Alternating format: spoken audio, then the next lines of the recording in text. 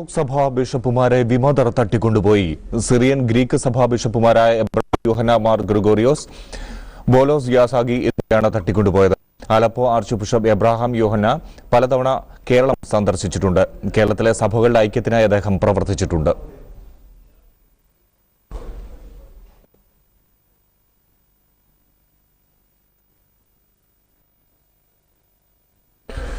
Joseph Mar Gregorios യാക്കോബ സഭ secretary ചേരുന്നു.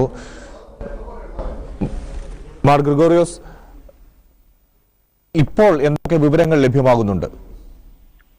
ആലപ്പുഴയിലെ സിറിയൻ ഓർത്തഡോക്സ് ചർച്ചിന്റെ archbishop Ibrahim Yohanna Mor Gregorios archbishop തിങ്കളാഴ്ചയാണ് അദ്ദേഹത്തെ റിബൽ ഗ്രൂപ്പ്സ് കൊണ്ടുപോയത്. അദ്ദേഹത്തോടൊപ്പം ഗ്രീക്ക് ഓർത്തഡോക്സ് ചർച്ചിലെ ബിഷപ്പ് പൗലോസ് എന്ന ഒരു മെത്രാപ്പൊലിത്തായും കൂടെ ഉണ്ടായിരുന്നു. അദ്ദേഹം ഗ്രിഗോറിയോസ് ബിഷപ്പ് ചർച്ചിന്റെ ബിഷപ്പിനെ പിക്ക് ചെയ്യാനായിട്ട്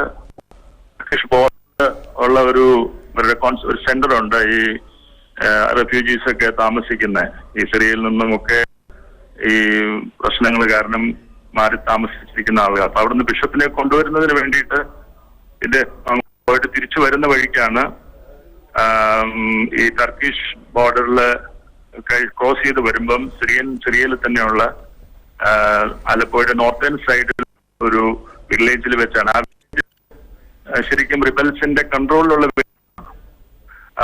തോക്കുധാരികളായ റിബൽസ് ഡ്രൈവറായ ഒരു ഷമാസിനെ വെടിവെച്ച് കൊന്നു. അത് ബിഷപ്സിനെ രണ്ടുപേരെയും ഇവര് തട്ടിക്കൊണ്ടുപോയെന്നുള്ളതാണ് ഞങ്ങൾക്ക് ഇതുവരെ കിട്ടിയിരിക്കുന്നതായ വാർത്ത.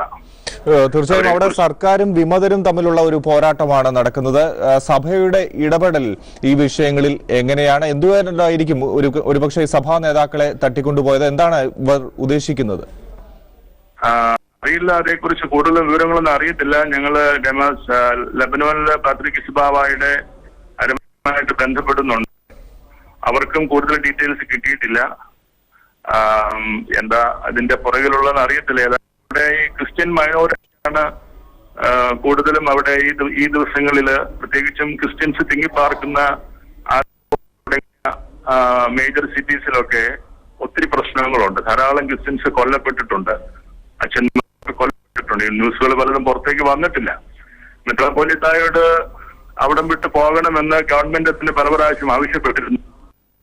എന്നാൽ അതേസമയം നമ്മളുടെ ആളുകൾ, വിശ്വാസികൾ കണ്ടമാനം പീഡനം മിസ്പ്ലേസ്ഡായി അതുകൊണ്ട് അവരുടെ കൂടെ നിൽക്കണമെന്ന് അദ്ദേഹം വാശി പിടിച്ച് അവിടെ തന്നെ നിൽക്കുകയായിരുന്നു. അദ്ദേഹത്തിന് ഇങ്ങനെ അപകടങ്ങൾ അറിയാമായിരുന്നുവെങ്കിലും സ്വന്തം ജനങ്ങളെ വിട്ടേച്ച് നാട് വിട്ടു പോകാൻ അദ്ദേഹം താല്പര്യമായിരുന്നില്ല.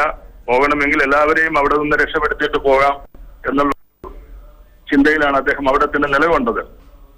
അപകടം അദ്ദേഹം അറിയാമായിരുന്നു. എന്നിരുന്നാലും ആദ്യമായിട്ടാണ് ഒരു ബിഷപ്പുമാരെ, സഭാ ബിഷപ്പുമാരെ ആദ്യമായിട്ടാണ് കിഡ്നാപ്പ് ചെയ്യുന്നത്.